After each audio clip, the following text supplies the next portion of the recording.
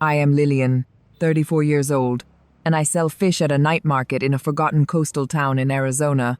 I live in a small rented apartment above a closed bakery, and every morning I wake before dawn to help my paralyzed parents dress, eat, and face another day that depends entirely on my hands. This is not the life people expected of me. 3 years ago, my name meant luxury, power, and envy. Today, it means nothing, and that is exactly why I am still alive. After my divorce, I disappeared. I changed my phone number, my address, and every legal record that could be traced. I took my parents and left without looking back. Everyone we left behind believed I was throwing a tantrum, that I would eventually return and beg for reconciliation. They were wrong. For 3 years, there was no word from me, not because I was hiding, but because I was done. The illusion broke one night when an old acquaintance recognized me behind a stall of melting ice and raw fish. He stared as if he had seen a ghost and asked where I had gone and when I would finally forgive my ex-husband, Lucas Kane. He said my name with pity, as if I were still the woman who waited patiently at home while her husband ruled the world. I did not answer him. I kept cutting fish, because forgiveness was never part of my escape. Lucas and I had been married for 8 years. To the outside world, we were flawless. He was wealthy, admired, untouchable. I was his elegant wife, always silent, always loyal. Then he fell obsessively in love with a young actress named Claire Young, a woman the media called pure and harmless. He spoiled her openly, protected her fiercely, and turned her into a symbol of his power. Everyone in our circle knew she was his, and no one dared to touch her. I was expected to endure it quietly. Instead, I resisted, and that was when my marriage stopped being a relationship and became a prison. I learned that love can rot into ownership, and devotion can become a weapon. What happened after that was not an accident, and it was not a misunderstanding. It was a slow, deliberate destruction that forced me to choose between disappearing forever or dying where I stood. This is the story of how I chose to vanish. I am telling it now, not for sympathy and not for justice, but for clarity. I want the truth to exist somewhere beyond court files and locked memories. I want people to understand that disappearance is sometimes the last form of self-defense left to a woman who has been erased while still breathing. If you are listening, understand this from the beginning. Nothing that follows was sudden. Everything was earned. I survived by leaving, and this opening is only the first breath after years underwater in absolute silence. I married Lucas Kane, believing that time would soften him. I was wrong. In the beginning, he was attentive in a way that felt intoxicating, like being chosen by a man who never lost. He controlled boardrooms, headlines, and people, and when he looked at me, I thought that power stopped. For years, I told myself that was love. By the 8th year of our marriage, I learned it was only possession wearing a beautiful mask. Claire Young entered our lives quietly, introduced as a rising actress who needed guidance and protection. Lucas spoke her name with an excitement he had not used with me in years. At first, I dismissed it as vanity, another toy for a powerful man. But soon, the world around us shifted. He cancelled meetings to answer her calls. He moved contracts to accommodate her schedule. He bought her anything she admired for more than a second. In our social circle, people stopped pretending. Everyone knew Claire was untouchable. She was his indulgence, his symbol, his open secret. I was expected to smile and endure. That was the unspoken rule. A wife in my position did not confront, did not question, did not embarrass her husband. I tried to follow that rule until it began to suffocate me. The first time I confronted Claire was not planned. It happened at a public event, surrounded by people who watched closely, pretending not to see. My anger spilled over, raw and unfiltered, and I pushed her away from me. The sound of bodies hitting water echoed louder than my thoughts. Lucas did not look at me with shock. He looked at me as if I had damaged something he owned. To appease her, he abandoned a billion-dollar deal and flew her to Iceland to watch the Northern Lights. I stayed behind, managing the silence he left. That was when I made my second mistake. I withdrew my support from her career, quietly, legally, efficiently. Lucas found out within hours. His response was not an argument. It was punishment. He locked me in the wine cellar for months, cutting me off from the world, returning only to demand apologies that meant nothing. I learned then how easily love could turn into confinement. The third time I acted was out of desperation, not anger. I helped Claire leave the country, believing that distance would end the obsession. I thought removing her would restore balance. Instead, it shattered whatever restraint Lucas had left. That night, he brought my parents to a warehouse on the outskirts of the city. I arrived to the smell of fuel and fear, my hands shaking so badly I could barely stand. He stood there calmly, watching his men pour gasoline near where my parents were restrained. He asked me one question. Where was Claire? I asked him if he would truly kill them if I refused. He looked at me with an expression colder than hatred and told me I could try him. I did not. I gave him the address. I watched him leave without a backward glance, as if my parents were an inconvenience he had already resolved. When I reached the warehouse he mentioned, flames were already climbing the walls. I screamed until my voice broke. I tried to reach them, but the heat forced me back. My parents, injured and terrified, still found the strength to push me away, to keep me from rushing into something that would kill us all. The sound of collapsing metal still lives in my chest. When I woke in the hospital, I cried into their arms, apologizing for choosing the wrong man. My mother told me it was not my fault. My father said it was time to leave. That was when they told me the truth they had never shared. Before my marriage, they had insisted Lucas sign a legal agreement. If he betrayed me, the divorce would be immediate, and our family would be allowed to disappear without interference. Lucas had signed it, arrogant and distracted, never believing it would matter. I realized then that my parents had been protecting me long before I understood I needed protection. The next day, I did two things. I took the agreement to a lawyer, who confirmed its validity. Then I began the process of erasing our legal existence. It would take 5 days. 5 days where I had to pretend nothing had changed. I returned to the Kane estate and played the role of the obedient wife. Inside, I dismantled my life piece by piece. I burned gifts that once felt sacred. I destroyed symbols of promises that had already rotted. Each day was a countdown. I cut the flowers he had planted for me. I removed locks we had placed together. I let the house empty itself of my presence. By the time the charity auction arrived, I was already gone in everything but name. Standing beside Lucas and Claire, enduring whispers and humiliation, I reminded myself that endurance was temporary, freedom was permanent. And Lucas Kane had no idea how close he was to losing the one thing he believed could never leave him. When I returned to the Kane estate, I became an actress in my own life. I smiled when spoken to, answered politely, and moved through rooms like a shadow that obeyed. Inside, everything in me was already severed. I was only waiting for the law to finish what my heart had completed. Each day felt borrowed, like time granted to someone who had already died. I started by erasing myself quietly. In our bedroom stood a glass case filled with preserved roses, 520 of them, arranged by Lucas himself to prove eternity. He once told me each rose represented a promise. I ordered a metal basin, lit charcoal, and dropped them in one by one. The petals curled and blackened, releasing a scent that made my chest ache. I watched until nothing remained but ash. That night, I slept without dreams. The following morning, I took scissors to the violet garden he had planted for me. He claimed he chose violets because they were resilient and loyal. I cut until my hands ached, until the soil was littered with broken stems. On the third day, I went alone to the mountain temple, where we had once sworn devotion. I found the lock we had placed together, heavy with rust and years. I unlocked it, tossed it into the sea, and walked away without turning back. Whatever remained between us sank silently into dark water. That evening, Lucas's assistant delivered a gown and informed me of a charity auction. Lucas required my presence. I understood why immediately. Public appearances were currency, and he wanted to spend me. When I arrived, I saw Claire Young standing beside him, radiant and fragile in a dress he had chosen.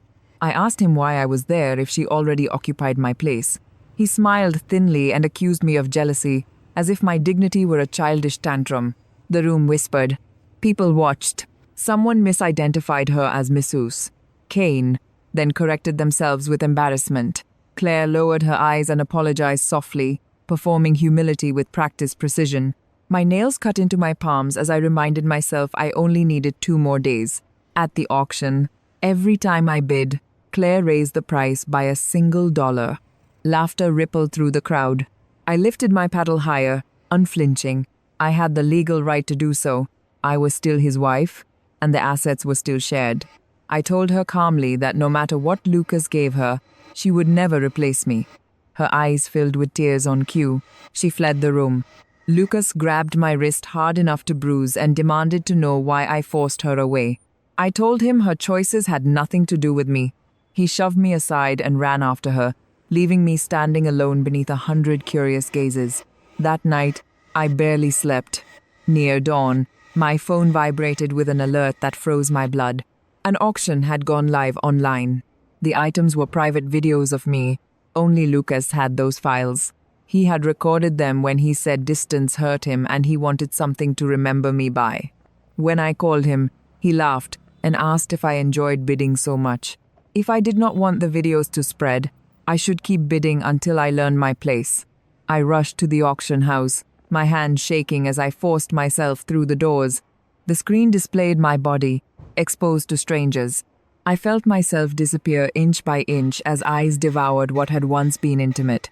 I raised my paddle again and again, buying back fragments of myself at unbearable cost. With each bid, something inside me went quiet. By the final video, the love I once believed in had completely died.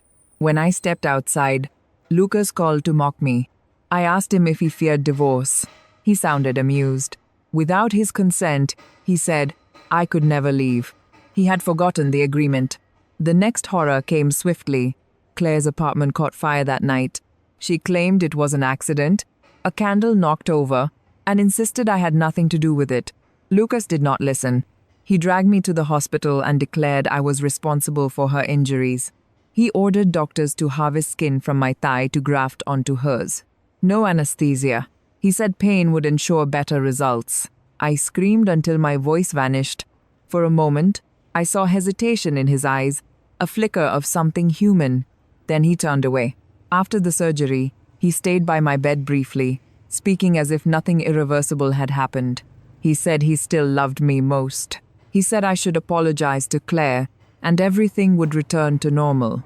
When doctors announced Claire needed blood, Lucas ordered mine taken, despite warnings. I agreed. I did not want anyone else harmed because of me. As the blood drained, the world dimmed. I woke the next afternoon, weak and hollow. Lucas arrived with a box of pastries I once loved. He told me weekends would be mine, weekdays hers. He called it compromise. I said goodbye calmly. He did not understand. As soon as he left, a message arrived. The erasure was complete. I removed the IV myself, ignored the nurses, and walked out carrying nothing but a bag I had prepared long ago. By the time Lucas realized I was gone, I was already past the point of return. By the time Lucas understood I was truly gone, the law had already severed what his power never could. The agreement he had signed years ago activated without ceremony, without confrontation, without asking his permission. There was no dramatic court appearance, no public spectacle. The divorce existed the moment the documents were verified. Quiet. Immediate. Final. I boarded the plane with my parents that same evening. My body was still weak from blood loss. Every step measured, every breath shallow, but my mind had never been clearer. At the security checkpoint, my mother clutched my arm as if afraid I might disappear again. I promised her I would not. I only removed the life that had been killing us. When we reached our seats, I took out my phone, removed the SIM card, and dropped it into the trash. I slipped the wedding ring from my finger and left it there too. I did not cry. I had already spent all my tears. While the plane lifted into the dark, Lucas sat beside Claire watching a movie, his arm around her shoulders. He felt something tighten in his chest, an unfamiliar emptiness that annoyed him more than frightened him. He asked her what was wrong with the sound. She smiled and leaned closer. He told himself the feeling was nothing. He had always believed I would return. I always had. 3 days passed before irritation became unease. Claire tried everything she knew to keep his attention, but it no longer worked. The novelty faded quickly once he no longer had to fight for it. He checked his phone repeatedly, annoyed that my messages had stopped entirely. I had done exactly what he claimed he wanted, and somehow that unsettled him. On the fourth day, he drove back to the estate. The house greeted him with darkness. No lights, no movement. He walked through room after room calling my name, growing louder each time, anger replacing uncertainty. But the house was empty. Dust had settled. Flowers had died. My belongings were gone. Even the violets were missing. That was the moment panic finally surfaced. He called me. The number no longer existed. He called my parents. Same response. He contacted staff, lawyers, investigators. No one could find us. His confidence began to crack. He told himself I was hiding to punish him, that I would reappear once fear took hold. He had always believed I needed him more than he needed me. The report arrived a week later. His assistant stood in front of him, voice barely steady, explaining that the divorce had been legally executed using a premarital agreement Lucas himself had signed. The document had allowed immediate dissolution upon infidelity. My parents and I had also terminated our household registrations and left the country. There were no current records, no addresses, no contacts. Lucas stared at the file until the words blurred. Slowly, memory returned. The signature, the day he had laughed and signed without reading, certain nothing could ever touch him. Rage followed, hot and violent. He ordered everyone out and destroyed his office in silence. Not because he loved me, because he had lost control. His anger turned outward. Evidence surfaced revealing Claire's manipulations, the staged tears, the provocations. The recordings were undeniable. He confronted her with fury he had once reserved for me. She begged, denied, pleaded. It did not matter. He ensured she paid for every humiliation she had engineered, then discarded her without ceremony. It brought him no relief. Months passed. He traveled constantly, chasing rumors of my presence across continents. Each lead dissolved into nothing. I was always gone before he arrived. Slowly, exhaustion replaced obsession. His body thinned, his eyes darkened. Regret crept in not as love, but as loss. He had believed ownership was permanence. He had been wrong. In a small coastal town far from his world, I built a life so quiet it almost felt unreal. I learned the rhythm of tides and markets, of simple routines and honest labor. My parents healed slowly. We spoke little of the past. It no longer needed language. Peace arrived in fragments at first, then stayed. One evening, I received a message forwarded through legal channels. Lucas had found me. He asked for a meeting. He promised apologies, explanations, repentance. He offered to sign anything, give everything, even surrender his fortune. I read the message once and closed it. There was nothing left to discuss. He arrived at the restaurant anyway. When he saw me, he froze. I was different, not because of age or injury, but because he no longer existed in my world. He stepped forward, voice trembling, begging me to listen. I did, calmly, without emotion. I told him the truth. He had never loved me. He loved the version of himself reflected in my obedience. When that reflection broke, he tried to destroy the mirror. I told him that if he truly wanted redemption, he would leave and never return. He reached for me. I stepped back. Ethan stood then, placing himself between us without a word. He did not threaten. He did not posture. He simply existed as proof that love could stand without domination. Lucas looked at him, then at me, and finally understood something too late. He had already lost. When Lucas left, he did not look back. I did not watch him go. My life had moved forward long before that moment. I did not need his suffering to validate my freedom. He would carry his choices for the rest of his life. I would not. Some endings do not require revenge. Some only require absence. I did not rebuild my life with noise or celebration. There was no moment where the sky opened or justice felt dramatic. What came instead was quiet, and at first, that quiet terrified me. I had lived so long inside chaos that peace felt unfamiliar, almost suspicious. But day by day, I learned that safety does not need witnesses. and freedom does not need applause. In this small northern town, I am not defined by who I was married to or what I endured. I am known as the woman who shows up before dawn, who keeps her word, who takes care of her parents without complaint. My hands are rough now, my back often sore, but every ache belongs to a life I chose.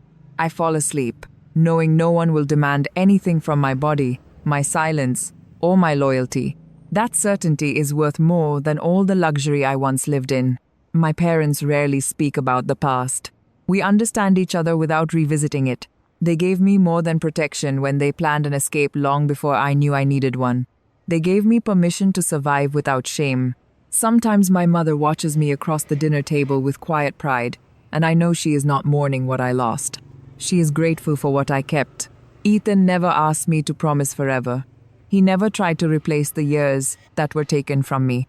He stood beside me without stepping into my shadow, without trying to own my healing. He taught me that love can exist without fear, without contracts built on control, without the constant need to prove devotion. With him, I am not careful. I am simply present. People often believe that leaving is the easy choice. They imagine escape as cowardice, endurance as strength. They do not understand how much courage it takes to walk away from everything you were trained to protect. I did not leave because I was weak. I left because I finally understood that staying would cost me my life, even if my body survived. I do not hate Lucas. Hate would mean he still occupies space in me, and he does not. What he feels now is the echo of his own actions, not something I carry or control. I did not need revenge to move forward. I needed distance, law, and the courage to disappear completely. If someone hears my story and wonders what they would do in my place, I hope they remember this. Love that demands your silence is not love. Loyalty that requires your suffering is not virtue. And endurance is not noble when it destroys you. Sometimes the bravest ending is not staying to prove your worth, but leaving to protect it. I vanished once because it was the only way to survive. Now I live openly, honestly, and without fear. This is not the life I was promised. It is the life I chose. And for the first time, that choice belongs entirely to me.